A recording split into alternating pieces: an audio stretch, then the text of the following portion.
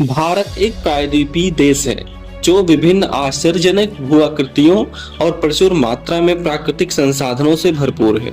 भारत के भूआकृतियों के एक बड़े हिस्से में उपजाऊ मिट्टी, बहुत सारे खनिज और प्रचुर मात्रा में लकड़ी के 7 बड़े वन क्षेत्र शामिल हैं। आइए हम भारत के उन भौतिक विभाजनों के बारे में अधिक जानें जो हमारे देश को अद्वितीय बनाते हैं।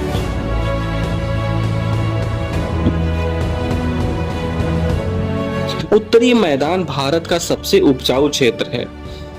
यहाँ कई महत्वपूर्ण फसलों की खेती की जाती है, जैसे चावल, गन्ना, जूट, गेहूं।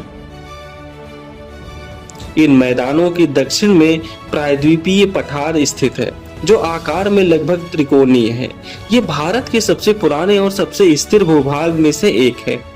इस क्षेत्र में कोयला और लौह अयस्क के समृद्ध खनिज भंडार हैं।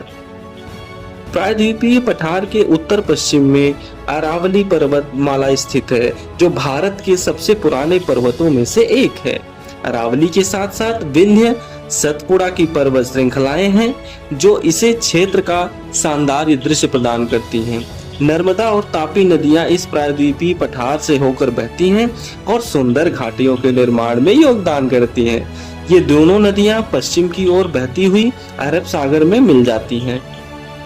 प्रायद्वीपीय पठार के पश्चिम में हम पश्चिमी घाट देखते हैं, जिसे सह्याद्री के नाम से भी जाना जाता है। पश्चिमी घाट निरंतर पहाड़ों की एक श्रृंखला से बना हुआ है और ये कई नदियों का उद्गम स्थान है।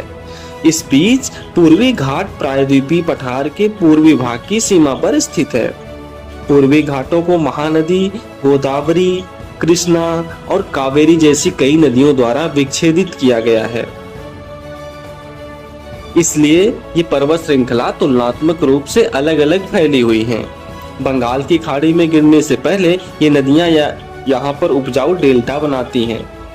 प्रायद्वीपीय पठार और हिंद महासागर के बीच भूमि की एक संकीर्ण पट्टी को भारत का तटीय मैदान कहा जाता है। इनमें से पश्चिमी तट मैदान बहुत संकरे हैं और इसके विपरीत पूर्वी तटीय मैदान अपेक्षाकृत चौड़े हैं।